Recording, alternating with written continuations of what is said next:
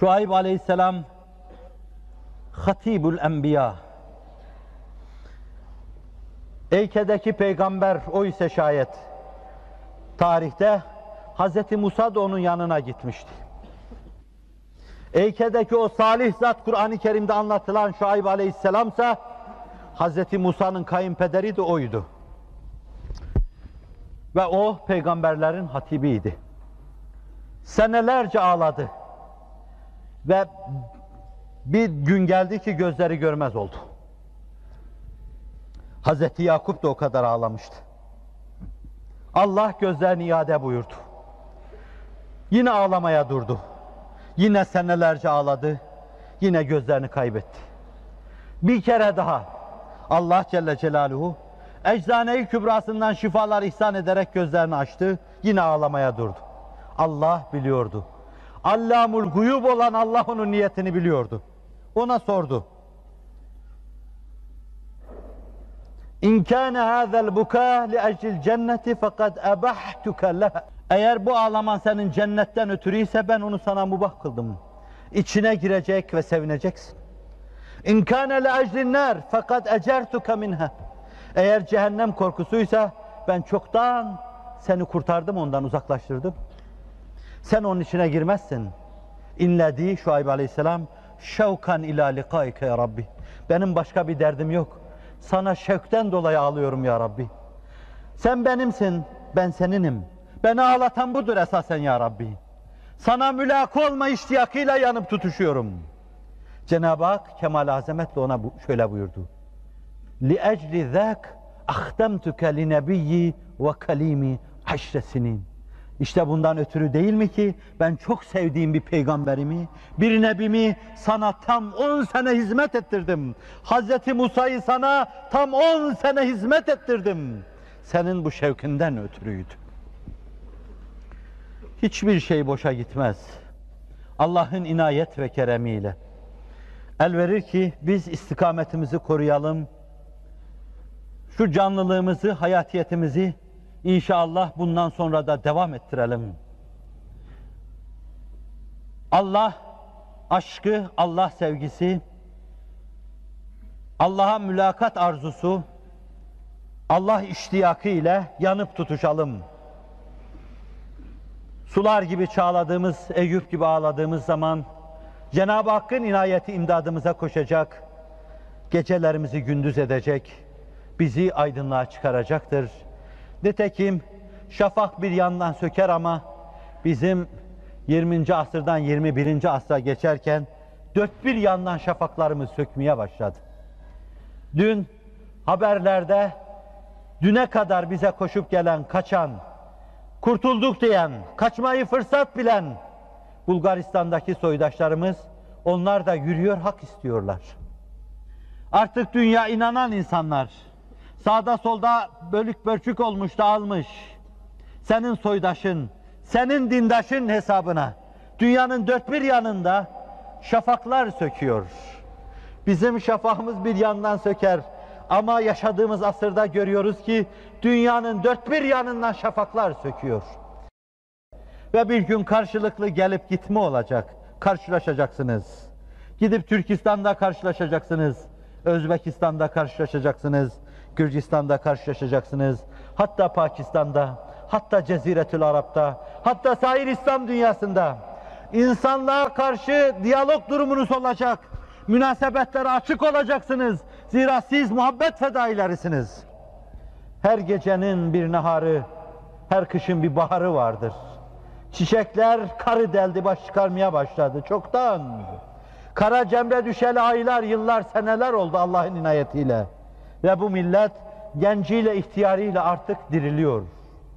Ancak bu güneşli günleri yeniden geceye çevirmemek için, Hz. Muhammed'i bir kere daha ağlatmamak için, dün Safahat'ın Osmanlıca nüshasını bir kardeşim, sevdiğim bir kardeşim bana takdim etti. Tevafukan açarken açtığım yerlerden bir tanesi de merhum Akif için hicran dolu bir veladet gecesiyle alakalı yazdığı 3-5 mısralık bir şey geldi. Yıllar geçiyor ki ya Muhammed, aylar bize hep Muharrem oldu. Hasan Hüseyin'in şehit olduğu ay. Dün gece ne güneşli geceydi. Eyvah, o da leyli matem oldu. Çiğnendi harim-i pak-i şer'in, namusa yabancı mahrem oldu. Allah için ey Nebi-i Masum, bizleri bırakma böyle bir kez, ümmeti bırakma mazlum. Muhabbet fedaileri muhabbetle hareket etmeliler. Menfi hiçbir harekete katılmamalılar.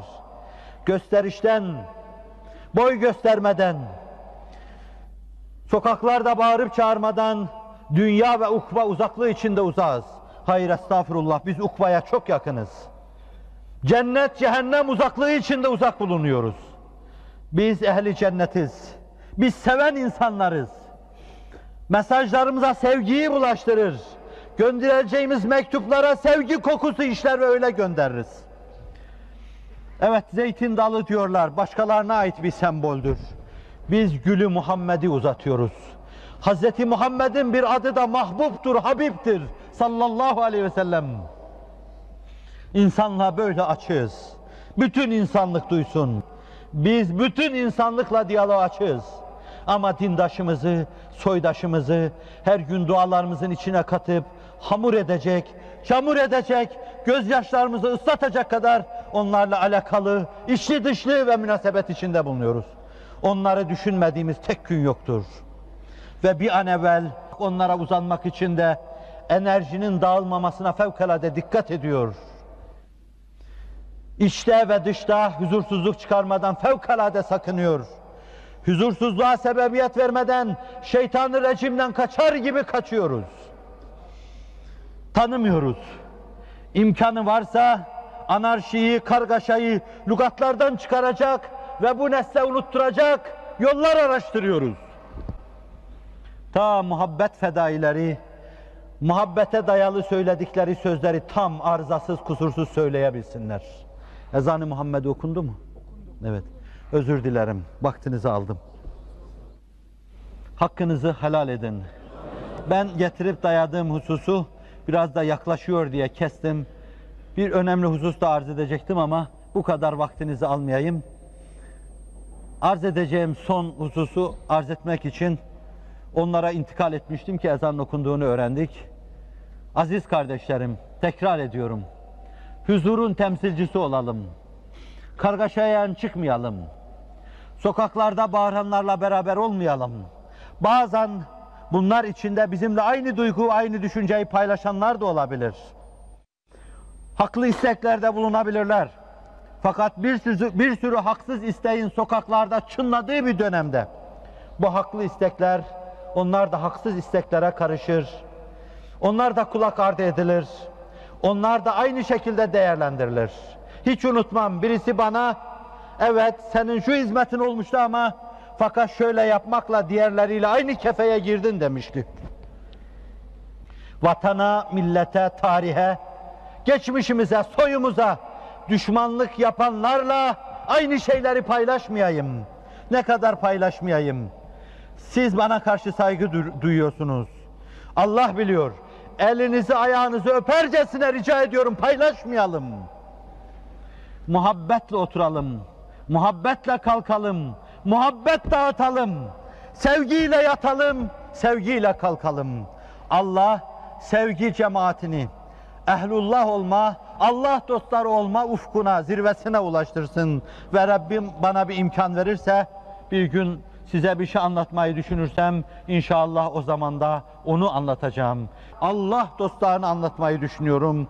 Allah'ın inayeti sizinle ve bizimle beraber olsun. Lillahil Fatiha.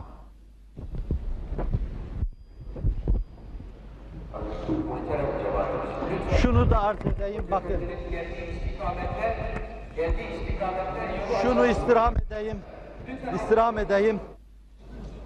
Müsaadenizle. Ehli dünya gibi davranmayalım.